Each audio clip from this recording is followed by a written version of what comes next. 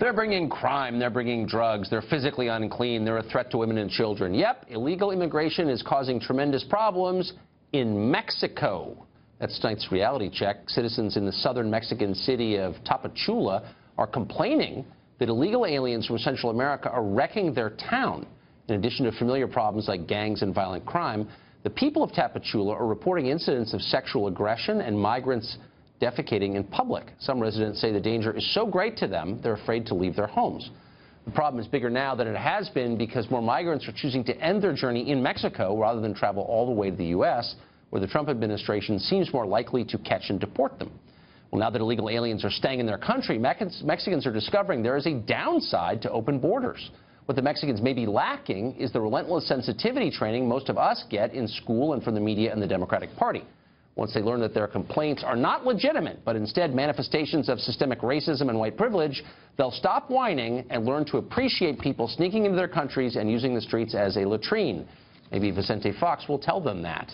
Good luck. Well, for the past 7 years, thousands of Haitian immigrants have enjoyed a special temporary protected status due to an earthquake in that country in 2010. The Trump administration is reviewing whether to end the status it allowed any Haitian present in this country when the earthquake hit to avoid returning home. The administration is also conducting a review of any crimes committed by Haitian immigrants who benefit from this special status. Steve Forrester is an immigration policy coordinator at the Institute for Justice and Democracy in Haiti. He says the president's review demonizes Haitians, and he joins us tonight. Mr. Forrester, thanks for coming on. Thank you very much for having me. I think most Haitian immigrants are great. Met a lot of them, work hard, seem to do well. Some are not great. Some are criminals. Why is it demonizing Haitians to find out who's who? Well, basically, it's a red herring, and the reason is that the temporary protected status statute itself disqualifies criminals. You have to put in your fingerprints for the FBI to check, and under the law, people who are criminals are disqualified. So it's really a complete red herring to look beyond it, because it already is self-enacting that criminals aren't in the TPS population. But what about people who have been convicted of crimes or charged with crimes while in the United States? I mean, so those, well, I mean, what's wrong with assessing, in other words, how these people have done once they've come here? Well, the Trump administration merely says we'd like to assess it more. Yep. I don't know why knowing more is a bad thing. Well, they're not really trying to do that, because every 18 months they judge, are the conditions sufficiently dire in the country? And Haiti's had a series of sledgehammer blows. The earthquake in 2010, the worst in 200 years, 250,000 people killed, most of Port-au-Prince destroyed. Still today, 50,000 people living in tent cities. Then you had, 7 months ago, Hurricane Matthew, which destroyed much of the southern peninsula, about a quarter of the country. It destroyed crops, livestock, affected 2 million people, and left Haiti with a food insecurity crisis. The litany of disasters, and again, I feel sorry for Haiti, the poorest country in the hemisphere. It's been in tough shape for 200 years, but that's not answering my question, which is, this is not Haiti, it's the United States, and don't American citizens have the right to assess whether the presence of people from any country, including Haiti, is good for us? Why is that a bad thing? Right.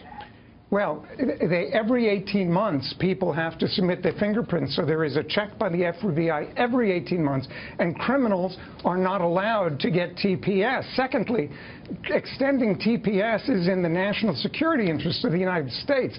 Sending 50,000 people back to Haiti, whose remittances help perhaps as many as 500,000 people in Haiti, when you've got a Haitian government that is reeling from a cholera epidemic that is completely unchecked. You know, the UN for 6 years wouldn't take responsibility. They've raised only $2 million of the $400 million. Hold on. What I'm saying is, you're going to have to be more precise. Why is it? I understand why it's in Haiti's interest to have American dollars flow to it, and we've sent billions from the Treasury over there as well, as you know. But why is it in our national security interest to keep tens of thousands of Haitians here? I don't understand that at all.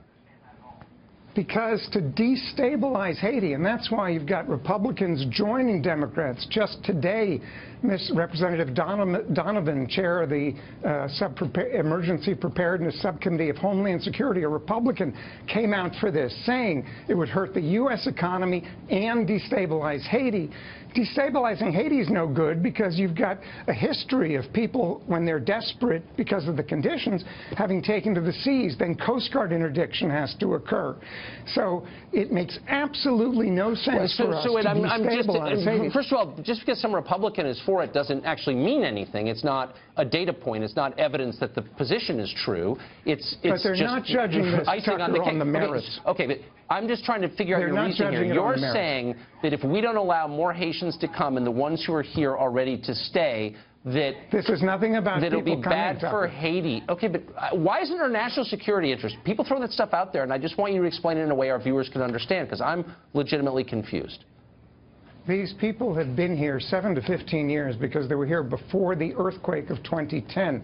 They've been hardworking people, sending money back.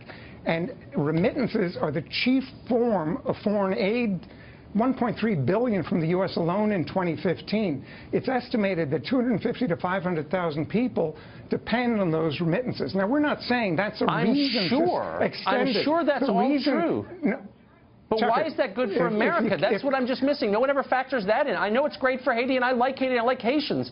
But isn't it fair to say what is in it for our country, which has massive unemployment, all these problems? Like, why is this good for us? And you can't explain it. Right. Ask the Disney company in Orlando, which has come out for TPS, because they say about 500 of their workers would be affected. It would decimate families here and in Haiti, and the destabilization shouldn't be dismissed.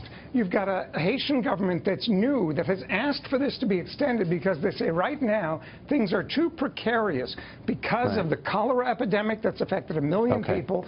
Hurricane Matthew 7 months ago. And the point is that to send 50,000 people back on top of not being able to replace the money they send. Right. The Disney might have to pay more to its workers here in the United States, and we wouldn't want that. Steve, thanks a lot for coming on.